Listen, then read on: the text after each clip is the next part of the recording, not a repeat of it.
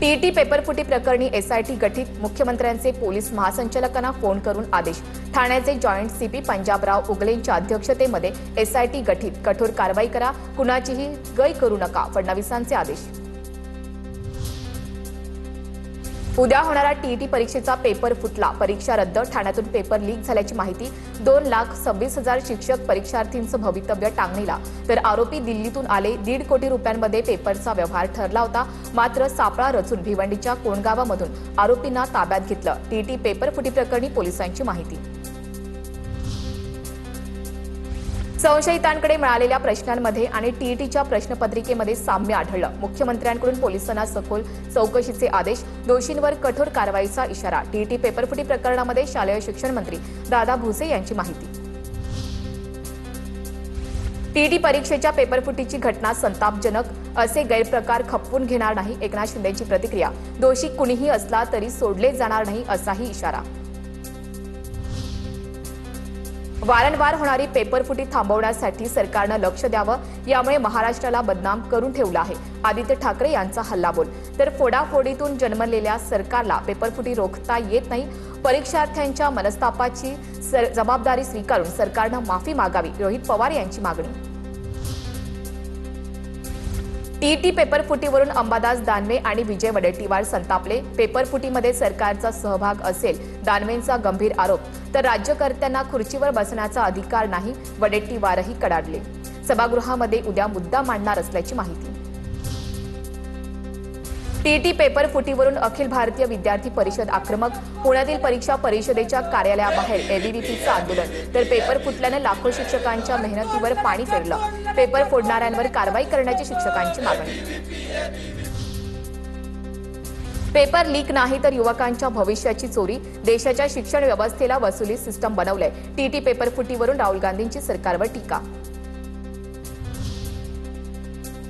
सरकारमध्ये पेपरफुटीशिवाय परीक्षा घेण्याची क्षमता नाही, डबल इंजिन सरकार नाही, हे डबल लीक सरकार। कॉक्रोच जनता पार्टीचे संस्थापक अभिजित दिपकेंचा सरकारवर निशाणा। आता पाहूयात राजकीय टॉप 9 बातम्या। नैसर्गिक आपत्तीसमोर हार मानायची नाही, संकट काळामध्ये शेतकऱ्यांना मदत करताना तडजोड केली जाणार नाही। अल निनोच्या संकटावर एकजुटीनं मात करू, शेतकऱ्यांना आश्वस्त करण्यासाठी मुख्यमंत्री देवेंद्र फडणवीसांचा लेख।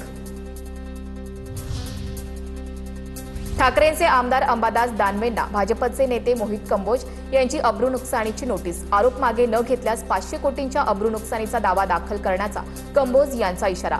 जलसंधारण खाते मोहीम कंबोज चालवतात, असा आरोप अंबादास दानवे यांनी केला होता। उपमुख्यमंत्री शिंदेंची रायगड जिल्ह्यातील आमदारांसोबत बैठक, भरत गोगावले, महेंद्र थोरवे आणि महेंद्र दळवींसोबत शिंदेंची चर्चा।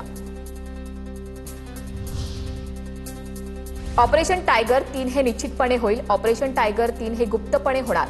राज्यातील ऑपरेशन टायगरच्या चर्चेवर शिंदेंच्या शिवसेनेचे नेते संजय शिरसाट यांची प्रतिक्रिया।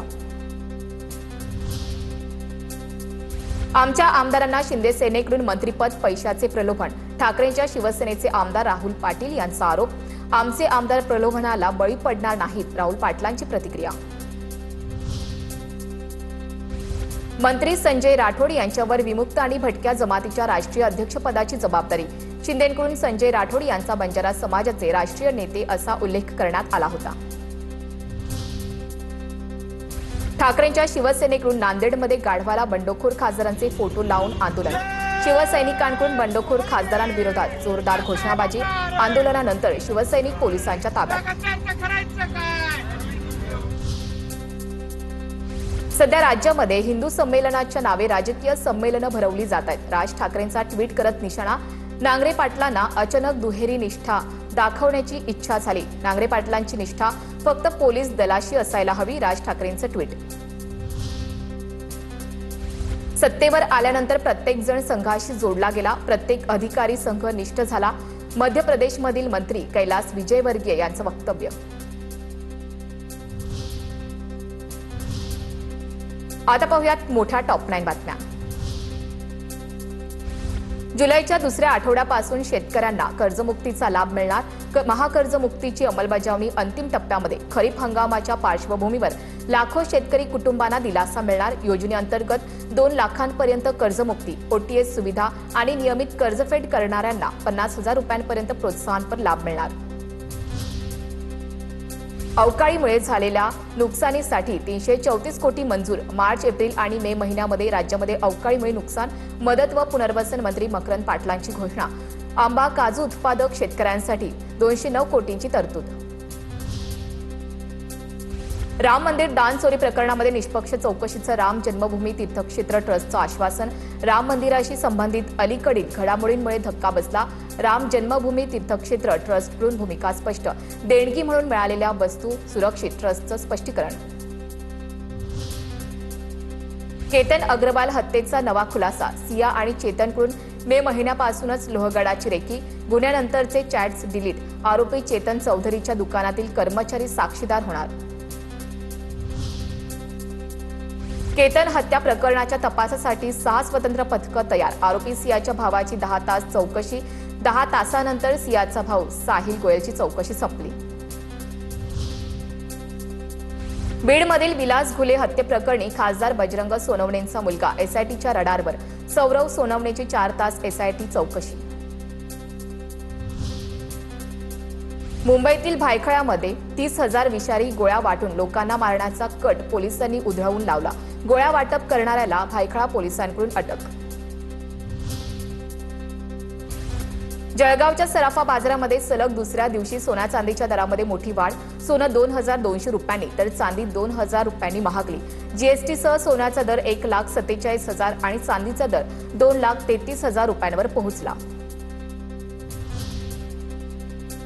घटस्फोट होताच पतीकडून पत्नीची हत्या. नागपूरच्या जुनी कामठी परिसरातील धक्कादायक घटना. भर रस्त्यात पत्नीची हत्या करून आरोपी पती फरार. पोलिसांकडून शोध सुरू.